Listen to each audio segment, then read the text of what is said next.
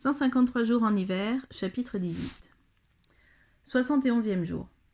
Ilbang Tsuguwa avait dû quitter la ville très tôt pour arriver à Tsagung avant le lever du jour.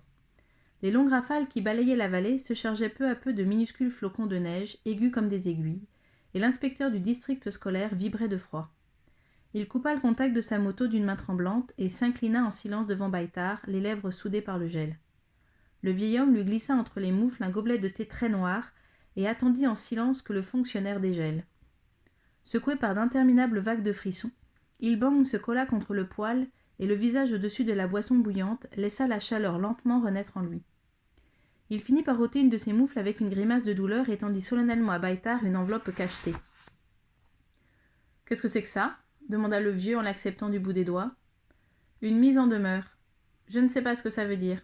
Tu n'as qu'à la lire. »« Je ne sais pas lire. » demanda ta petite fille. « À qui cette lettre est-elle adressée ? » ?»« À toi. Alors ce n'est pas à elle de la lire. »« Veux-tu que je le fasse ?» demanda Ilbang avec un sourire exaspéré.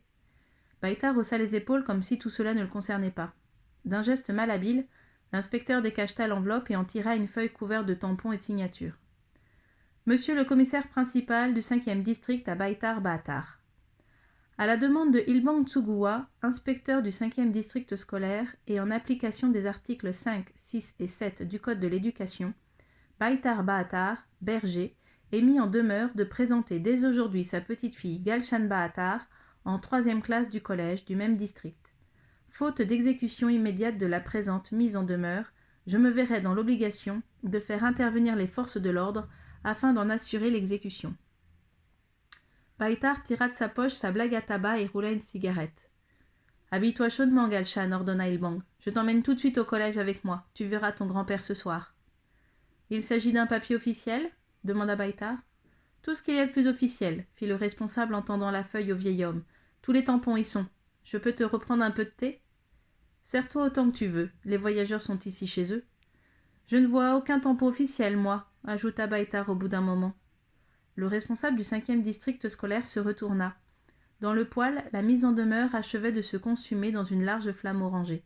« Ce que tu viens de faire est stupide, » siffla Ilbang entre ses dents. « Demain matin, les hommes du commissariat principal viendront chercher ta petite fille, et ce n'est pas en brûlant ce papier que tu pourras y échapper. »« As-tu fait attention à la neige de ce matin, Ilbang ? » ?»« Je ne comprends pas ta question. »« Elle est pourtant simple. As-tu observé la neige qui tombe ce matin ? » ?»« Pas particulièrement, pourquoi ? » « N'as-tu pas remarqué comment ces flocons étaient fins, découpés et aigus comme de minuscules rameaux de saxaul ? Et alors ? Alors, c'est un signe qui ne trompe pas. Dans quelques heures, le Djoud va s'abattre sur la région. Le vent du nord qui va se lever sera terrible. Il fera encore plus froid qu'aujourd'hui, plus froid peut-être que tu n'as jamais connu depuis ta naissance. Ni toi, ni moi, ni ton commissaire principal n'auront envie de se risquer sur les pistes par un temps pareil. Ilbang éclata de rire. « Décidément, Baitar, tu es d'un autre siècle. J'ai écouté la météo hier soir, rien de tel n'est prévu. Et crois-moi, ils ont des moyens autrement plus perfectionnés que les tiens. » Les yeux de Baitar se plissèrent doucement. « Peut-être. Peut-être aussi que ta météo n'a pas observé que les marmottes et les souris se sont terrées bientôt cette année. Peut-être n'a-t-elle pas bien observé non plus les flocons des dernières neiges. Les anciens m'ont appris cela, Ilbang. Crois-moi. Chapitre 19. Comme chaque soir, Baitar écoutait Galshan lire Le vieil homme et la mer. Les nuages s'accumulant à l'est masquaient l'une après l'autre toutes les étoiles que le vieux connaissait. Le vent était tombé. « C'est du mauvais temps qui se prépare pour dans 3 ou 4 jours, dit-il, mais pas pour cette nuit, ni pour demain. » Baitar secoua la tête et but une gorgée de thé noir. « Ton livre se trompe, Galshan.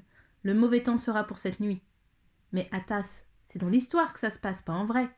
Histoire ou pas, je te dis moi que ton livre se trompe. » Et il sortit s'assurer que les attaches de la gerre étaient bien ancrées dans le sol. Fin du chapitre 19. À la suite, demain, la prochaine fois que vous écouterez cette vidéo.